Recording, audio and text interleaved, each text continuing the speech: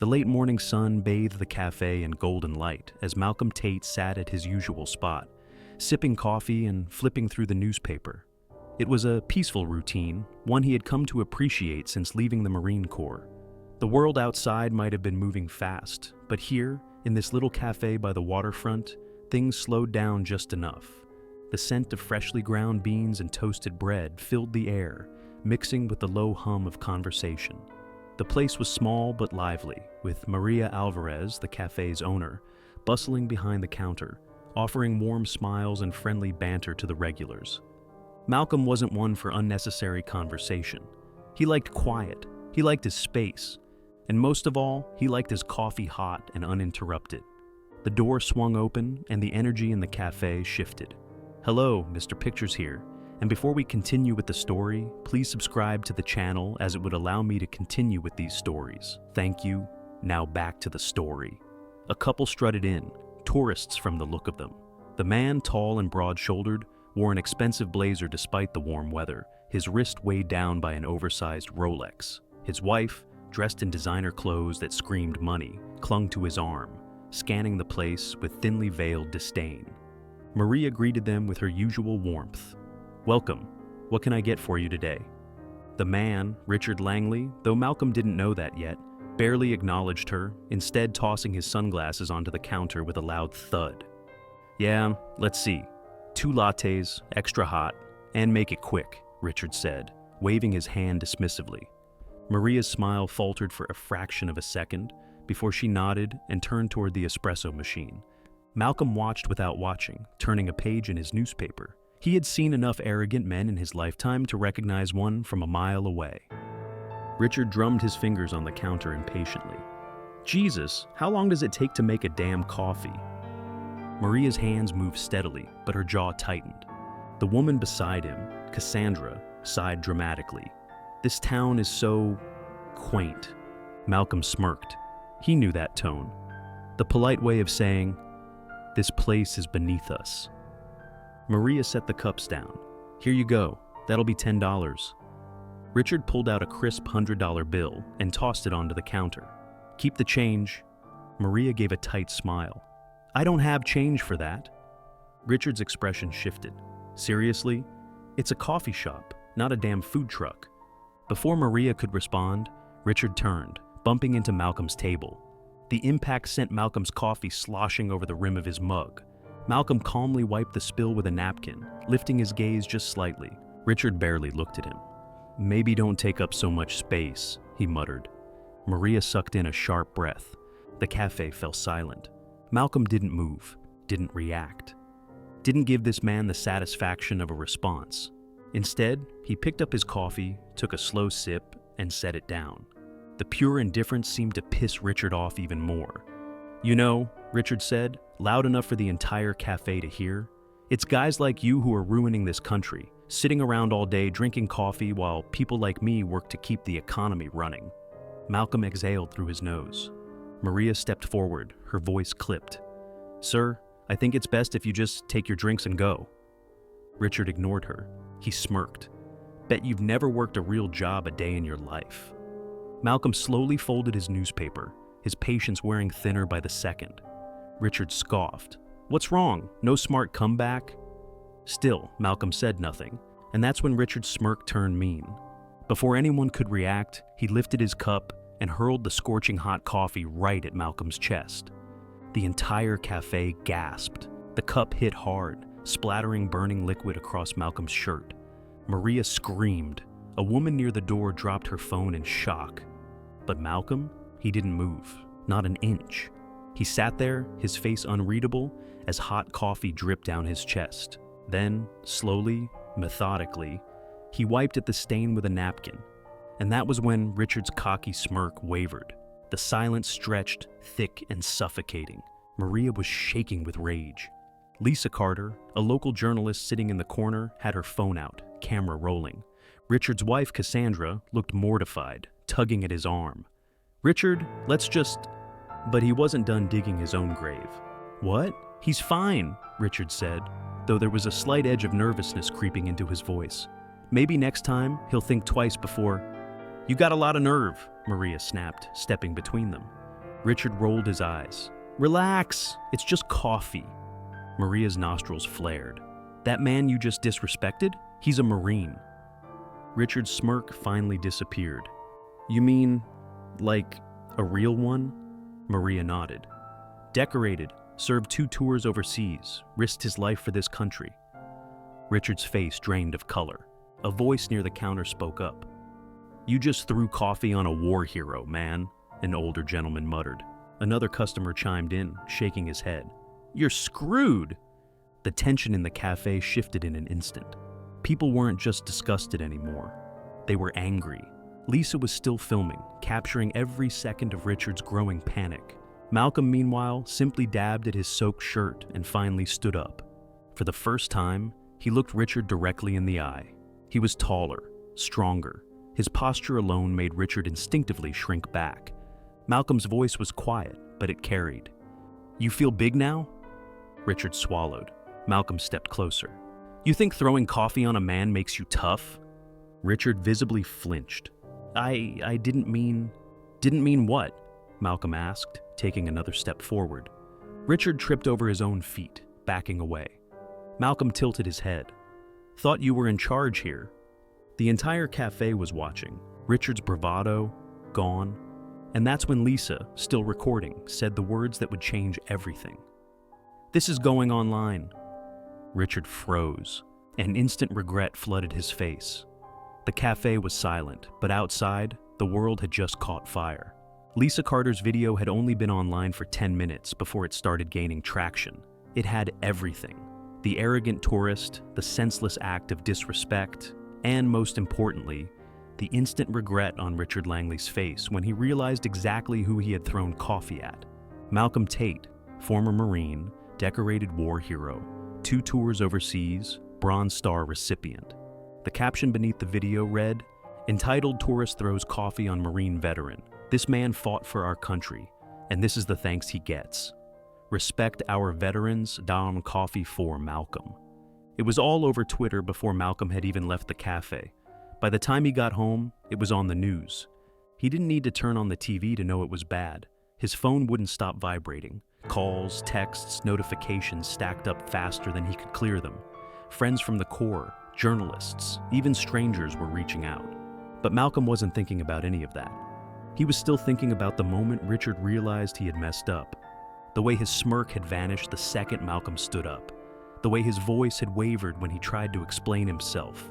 The way the entire cafe had turned on him. And now the whole damn world was watching. Richard Langley sat in his hotel room, his face pale as he scrolled through his phone. The notifications were endless, thousands of comments, his name trending, but for all the wrong reasons. His business website had been hacked. His company's social media pages were flooded with angry comments. The Google reviews for his real estate firm had tanked overnight, from 4.8 stars to 1.2. And the worst part, he couldn't go outside. The moment he stepped into the hotel lobby that morning, a woman had recognized him. She had pointed, whispered.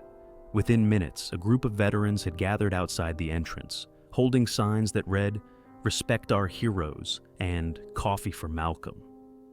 Richard hadn't even checked out. He had booked a last-minute flight home. His wife, Cassandra, sat on the bed, arms crossed, her face tight with anger. "This is bad," she said, her voice sharp. Richard ran a hand through his hair, his confidence crumbling. "It's just social media. It'll blow over." Cassandra scoffed. "Are you serious? Have you looked at the news? Have you seen what people are saying?" She grabbed the remote, flipping the channel. There he was. A split screen, on the left, a picture of Richard mid-smirk in the cafe, just before throwing his coffee. On the right, a live interview with Malcolm Tate. The anchor spoke in a measured tone. "We're here with Marine veteran Malcolm Tate, who became the center of national attention after a video surfaced showing him being harassed by a tourist. Mr. Tate, first of all, thank you for your service. Let me ask, what was going through your mind in that moment?" Malcolm, sitting calmly in the studio, leaned forward. "I was thinking about the men I served with," he said. "The ones who didn't come home, the ones who gave everything for a country that sometimes forgets them." The anchor nodded. "And how did it feel, having someone treat you like that?" Malcolm exhaled slowly. It wasn't about me, it was about what it represents. There are veterans sleeping on the streets right now, veterans being ignored, forgotten. And yet, somehow, people like Richard Langley still have the audacity to act like we don't matter. The camera cut back to the news desk. "Well," the anchor said, turning to the audience, "I think the country disagrees." They played a montage of support pouring in from all over the country. A veteran-owned coffee company had pledged a year of free coffee for Malcolm. A GoFundMe had been started, not by Malcolm, but by a random citizen who wanted to show appreciation. Within 12 hours, it had raised over $500,000. A senator had tweeted, "We need to do better for our veterans. Malcolm Tate deserves our respect." Cassandra turned to Richard, her eyes blazing. "This is never going away." Richard rubbed his face, panic setting in. Maybe if I apologize." Cassandra scoffed. "You should have thought about that before you threw coffee on a Marine." Malcolm was in the middle of turning down the GoFundMe money when his lawyer called. Jordan Ellis had been handling veterans' legal cases for years, but she'd never seen anything blow up quite like this. "Malcolm, you need to see this," she said, her voice edged with amusement. She sent a link. Malcolm clicked it. A statement from Richard Langley, a public apology. It was bad. "I deeply regret my actions," it read. "I let my temper get the best of me, and I disrespected someone who served our country. I sincerely apologize to Mr. Tate and all veterans. I am taking time to reflect on my behavior, and will be making a donation to veterans' charities." Malcolm laughed. It wasn't real. It wasn't regret. It was desperation. Jordan called back, clearly holding back laughter. "He's losing everything," she said. "His business, his reputation, his marriage." Malcolm raised an eyebrow. "His marriage?" "Oh yeah," Jordan chuckled. "Cassandra filed for divorce this morning." Malcolm let out a slow whistle. "Karma." Jordan's tone shifted, turning serious. "You're in a unique position, Malcolm. People are listening to you. You can take this moment and turn it into something real." Malcolm was quiet for a moment, staring at the GoFundMe balance still climbing by the second. Then slowly, he nodded. "Let's do something that matters." A week later, Malcolm stood outside the cafe, surrounded by reporters and supporters. The GoFundMe money? It had all gone into a new initiative to help homeless veterans find housing and employment. Maria's Cafe? It was now a veteran-friendly business, pledging to hire former servicemen and women. Lisa Carter's video? It had sparked a national conversation about veteran treatment and respect. And Richard Langley? Well, his real estate firm had officially collapsed. He had tried to rebuild his life, but the internet never forgets. The man who thought he could throw coffee at a veteran and walk away from it? He had been completely erased. Maria handed Malcolm a fresh cup of coffee, smirking. "This one's on the house." Malcolm chuckled. "You sure? Feels like I should be the one buying coffee for you." She grinned. "Nah, I think the world's already done enough for you this week." He lifted his cup. "For every veteran who had ever been disrespected, for every soldier who came home to a country that didn't always show them the respect they deserved, for the men and women who still needed a voice." He took a slow sip, savoring the moment. Richard Langley was gone. But Malcolm? He was just getting started. Richard Langley wasn't used to losing. His entire life had been built on the belief that money could fix anything. A bad investment, pay the right people, and it disappears. A scandal, issue a weak apology, make a donation, and wait for it to blow over. But this was different. He sat in the back of a dimly lit bar, swirling the last of his whiskey in the glass, staring at the news playing on the TV above the counter. Every damn channel, every damn journalist, all still talking about him. Entitled businessman Richard Langley facing fallout after assaulting a Marine veteran? Langley's business empire crumbles as clients cut ties. The power of viral justice, how a single moment can define you forever. His name was poison. His phone hadn't rung in days, not with business opportunities at least, only with reporters hounding him for a statement or former associates telling him to lay low. Cassandra had left. She hadn't even waited for the dust to settle. The divorce papers had arrived that morning, cold, clinical, a final nail in the coffin. Richard slammed the glass onto the counter, anger bubbling beneath the surface, all over a cup of coffee. That's what pissed him off the most. He had been humiliated, financially ruined, abandoned by his wife, all because of some nobody veteran who couldn't take a joke. And yet, here he was, drowning in whiskey. And Malcolm Tate was thriving. The bar's TV flickered, cutting to an interview in progress. There he was, sitting in a sleek studio, calm, collected, every bit the hero the world had made him out to be. "Mr. Tate," the anchor was saying, "it's been a whirlwind few weeks since that now infamous moment. Tell us, how has your life changed since then?" Malcolm, dressed in a crisp black shirt, gave that same quiet, controlled smile. "I wouldn't say my life has changed, but I would say it's given me an opportunity to help others." The screen cut to footage of the new veteran initiative Malcolm had launched, using the GoFundMe donations to provide housing and job training for struggling vets.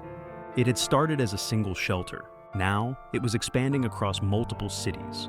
A round of applause filled the studio as the anchor smiled.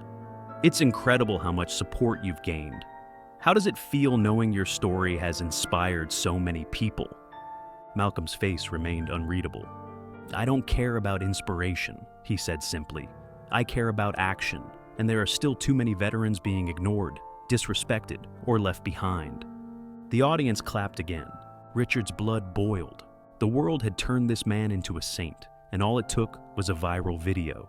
He had lost everything: his business, his reputation, his marriage, everything. And yet Malcolm had only gained more.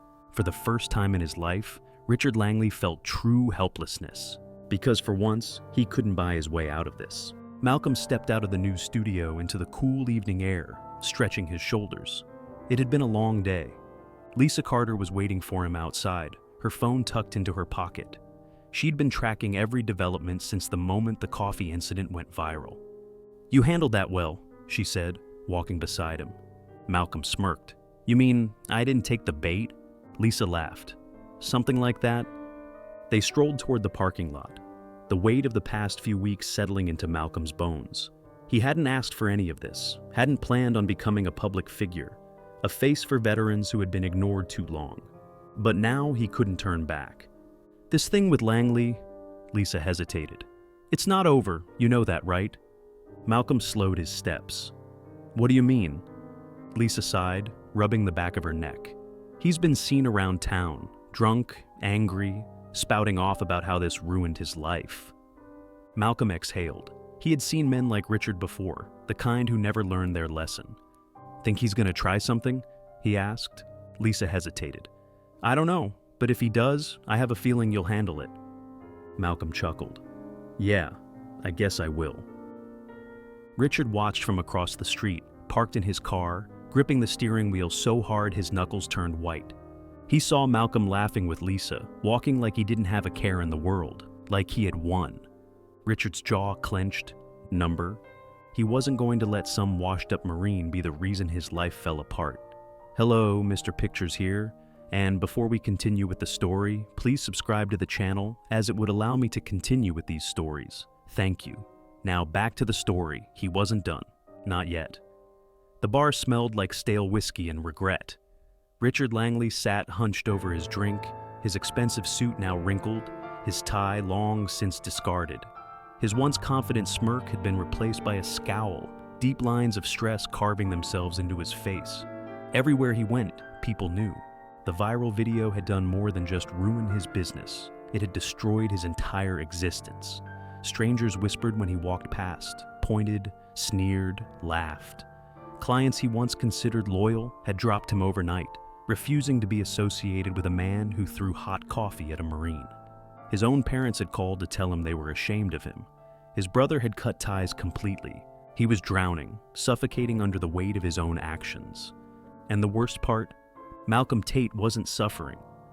Richard downed the rest of his drink, the alcohol burning its way down his throat. His gaze flickered to the television mounted above the bar. And there it was, Malcolm Tate being interviewed again. The news anchor was smiling, full of admiration. "Since the incident, you've turned this into something incredible, Mr. Tate. Your veteran support initiative has raised over $3 million in funding, and cities across the country are adopting your model for helping veterans transition into civilian life. How does it feel?" Malcolm, sitting calm and composed as ever, gave a small nod. It's not about how I feel. It's about what we're doing. There are men and women out there who served this country and came home to nothing. If this situation gave us the momentum to change that, then I consider it a win. The bartender turned up the volume, shaking his head with admiration. Now that's a real man, he muttered, wiping down the counter. Richard's grip tightened on his empty glass, his vision blurred with rage. A win. Malcolm Tate had won, and Richard Langley had lost. He stood abruptly, throwing a few crumpled bills onto the counter before stumbling toward the door, shoving past a few patrons. His head spun from the alcohol, but one thought burned through the haze. This wasn't over. Malcolm had ruined his life, and now he was going to return the favor. Malcolm locked the door to his small office and exhaled. It had been another long day, meetings with city officials, interviews, planning expansions for the Veteran Initiative. He should have been exhausted, but there was a fire inside him now, something he hadn't felt in a long time. He wasn't just surviving anymore. He was building something that mattered. His phone buzzed, a text from Lisa Carter. "Be careful. Langley's been drinking and talking crazy. Don't know if he's actually dumb enough to try something, but watch your back." Malcolm stared at the screen for a moment, then sighed. He wasn't worried. He had faced worse men than Richard Langley. He grabbed his jacket and headed toward the parking lot. The night air was cool, the streets quiet. He walked with his hands in his pockets, his mind already shifting toward tomorrow's agenda. That's when he heard it. Footsteps, close, too close. Malcolm didn't stop walking, he didn't turn his head, but he felt it, the weight of someone following him. He reached the driver's side of his truck, pulled out his keys, and then a shadow lunged from the darkness. A bottle swung toward his head. Malcolm moved instinctively. Years of training kicked in. He ducked, spun, and grabbed the wrist holding the bottle, twisting hard.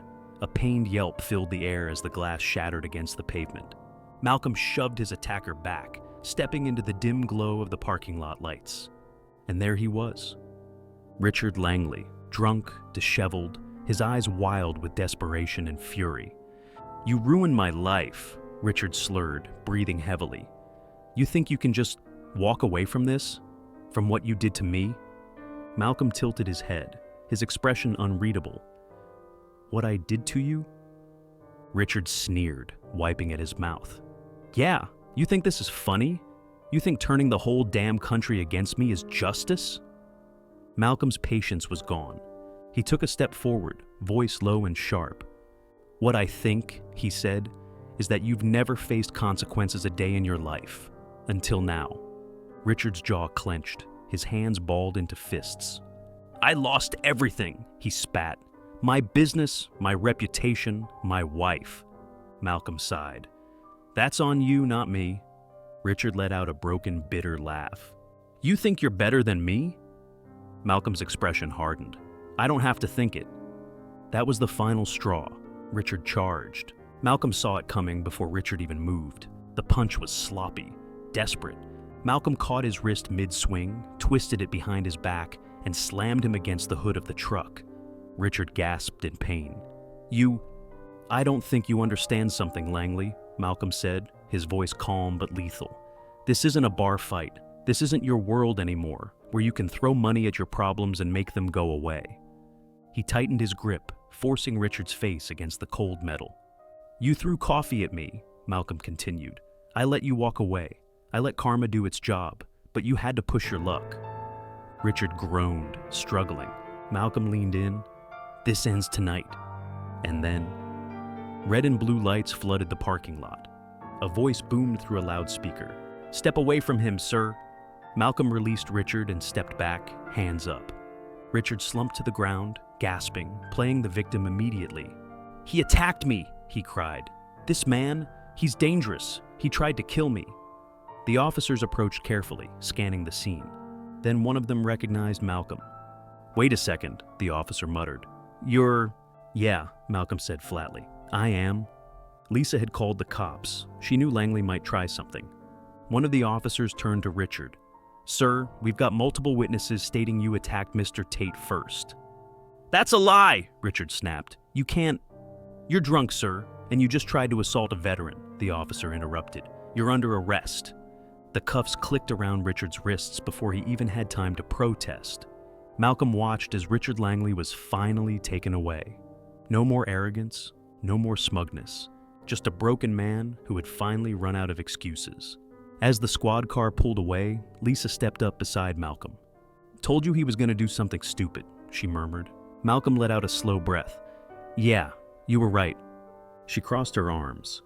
"So, how does it feel?" Malcolm turned to her, calm, steady, and for the first time in weeks, completely at peace. "Like justice," he said. And then, without another word, he got into his truck, started the engine, and drove toward his future. Richard Langley was finally gone, but Malcolm Tate, he was just getting started.